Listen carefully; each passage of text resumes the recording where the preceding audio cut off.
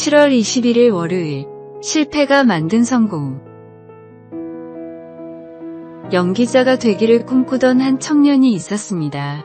수많은 오디션에서 낙방했고 무명의 시간을 견뎌야 했습니다. 어머니에게 전화를 걸어 이제 그만하고 고향으로 돌아갈까 해라고 말하기도 했지만 그의 어머니는 마음속으로 진짜 끝났다고 느껴질 때까지는 멈추지 말자 라며 아들을 다독였습니다. 그렇게 그는 마지막이라는 각오로 다시 오디션에 도전했고 그때 얻은 배역이 바로 미국 드라마 더 오피스의 짐 역할이었습니다. 그는 순식간에 많은 사랑을 받았고 그 배역은 그의 인생을 바꾸었습니다. 이후 그는 직접 각본을 쓰고 연출에 도전해 콰이어트 플레이스라는 영화로 감독으로서도 큰 성공을 거두었습니다. 시골에서 은행원을 하다가 상사의 실수로 억울하게 쫓겨난 남자가 있었습니다. 누명을 쓰고 감옥까지 갔던 남자는 수감 중 작가가 되고 싶었던 어린 시절의 꿈을 되찾고 펜을 들기 시작했습니다. 감옥이라는 고통스러운 환경이 오히려 그에게 글을 쓸 시간과 동기를 제공했습니다. 누명을 쓰고 감옥까지 갔던 불행이었지만 이 불행이 없었다면 마지막 입세의 오헨리는 존재하지 않았을 것입니다.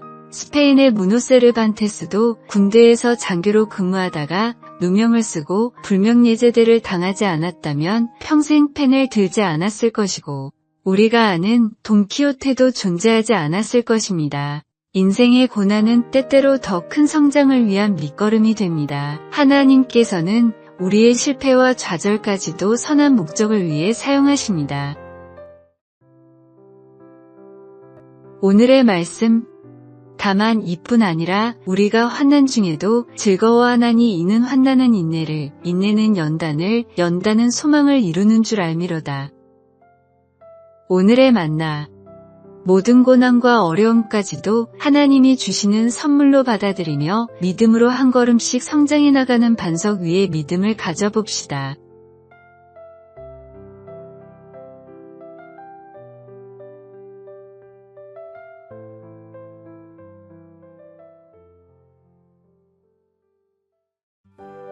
(7월 22일) 화요일.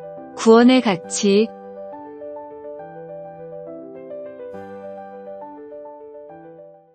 한때 스크린과 TV 드라마를 누비던 국민 배우가 있었습니다. 성 굵은 연기와 강렬한 카리스마로 주로 악역이나 깡패, 권력자 역할을 맡으며 큰 인기를 끌었습니다. 매체에선 늘 무서운 인물로 등장했지만 실제 삶도 평탄하지 않았습니다. 술과 담배, 명예욕, 그리고 사람들과의 갈등, 겉으로는 잘나가 보였지만 내면은 늘 공허함과 분노가 쌓여 있었습니다. 그러던 어느 날 갑작스러운 병으로 쓰러졌습니다. 반신불수가 찾아왔고 대사 한 줄 읽는 것도 버거운 시간이 이어졌습니다. 연기자의 인생도 세속적 성공도 무너지는 듯했습니다. 절망 속에서 그는 처음으로 하나님이 정말 계신가? 라는 질문을 붙잡고 성경책을 펴들었습니다. 치료받고 싶어서, 회복되고 싶어서, 말하자면 조건부 신앙이었습니다.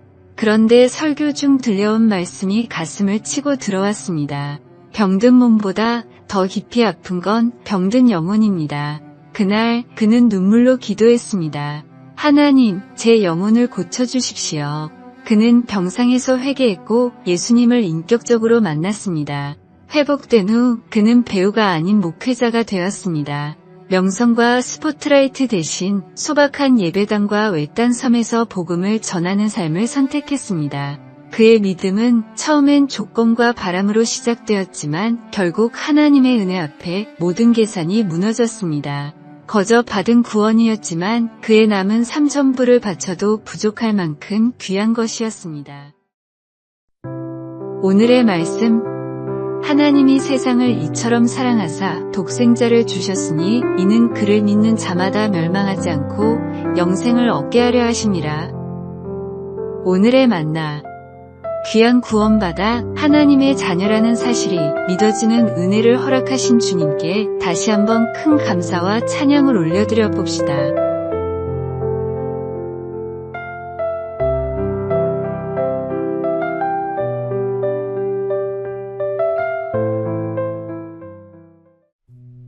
(7월 23일) 수요일.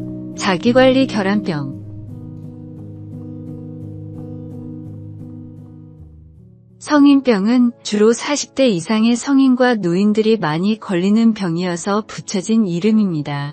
최근에는 성인병 대신 생활습관병이라는 이름으로 불리고 있습니다.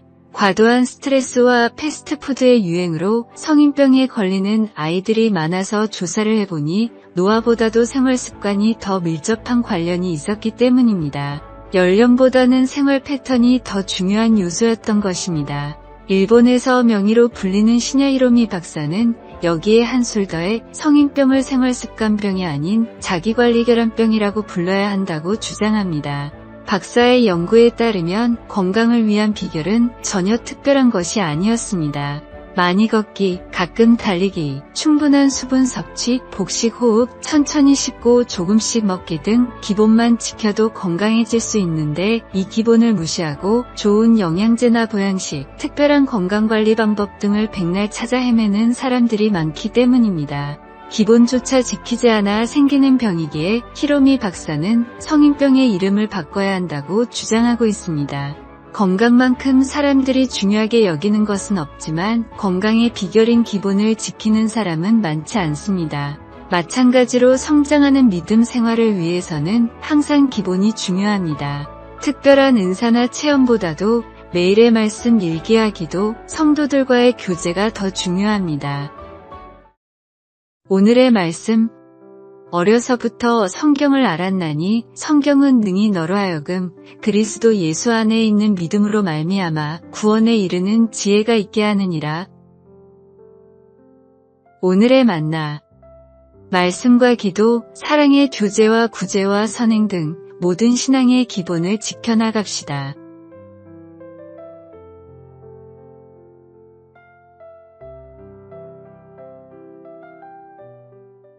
(7월 24일) 목요일.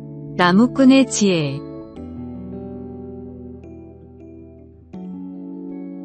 한 마을에 나무를 잘 타기로 유명한 남자가 있었습니다.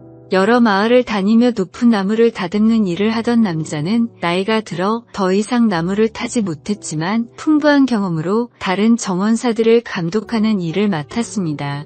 그의 경험과 지혜는 많은 사람들에게 큰 도움이 되었습니다. 하루는 마을에서 가장 높기로 소문난 나무를 다듬는 일을 감독했습니다. 젊은 시절의 노인만큼 나무를 잘 타던 정원사가 위험해 보이는 꼭대기로 올라갔지만 노인은 아무런 조언도 하지 않았습니다. 오히려 정원사가 일을 마치고 거의 평지로 내려왔을 때 여기서부터는 조심해야 하네 라고 외쳤습니다. 모든 사람들이 의아해했습니다. 무사히 내려온 정원사가 물었습니다. 높은 곳에서는 아무 말씀 없으시다가 왜 다 내려와서 주의를 주십니까? 위험하다는 걸 알고 있는 상황에서는 알아서 조심하기 때문에 말을 할 필요가 없네. 이제 끝났다라고 생각할 때는 방심하기 때문에 누구라도 다칠 수가 있다네. 노인의 말에는 깊은 지혜가 담겨 있었습니다. 도연초라는 책에 나오는 일화입니다.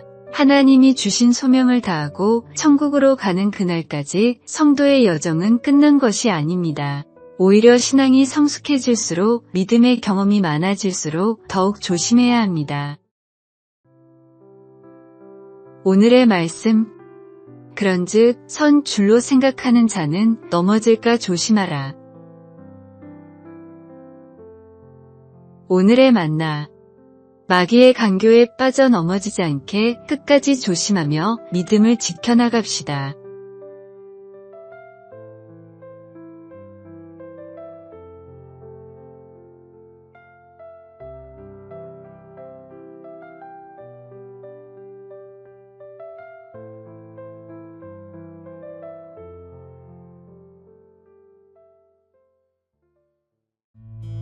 (7월 25일) 금요일. 파타고니아의 선택.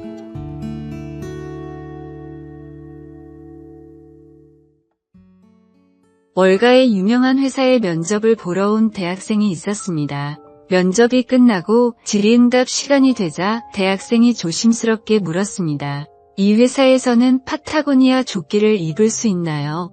면접관들은 이상한 질문이라고 생각했지만 대답해 주었습니다. 파타고니아는 플라스틱을 재활용해 옷을 만드는 환경 친화적인 가치를 최우선으로 생각하는 기업입니다. 좋은 취지의 옷의 품질도 좋기 때문에 월가에 쟁쟁한 회사들은 사원들에게 캐주얼 복장을 권장하며 파타고니아 조끼를 유니폼처럼 지급했습니다. 파타고니아 조끼는 월가 직장인들의 상징이 되었습니다. 그런데 이 소문이 퍼지자 파타고니아에서 월가의 회사들에게 조끼를 팔지 않겠다고 선언했습니다. 돈을 벌기 위해서는 수단과 방법을 가리지 않는 회사에 우리의 제품을 팔 수는 없다는 것이 이유였습니다. 다만 일정 수익을 환경을 위해 기부하는 회사에게는 제품을 팔았습니다. 엄청난 수익을 포기하는 결정이었지만 그들은 흔들리지 않았습니다. 그리고 실제로 이 사실이 알려진 뒤 많은 대학생들이 월가에 취업할 때 파타고니아 옷을 입을 수 있는지를 입사의 지표로 삼았다고 합니다. 크나큰 이익을 포기하더라도 지켜야 할 가치관이 있습니다.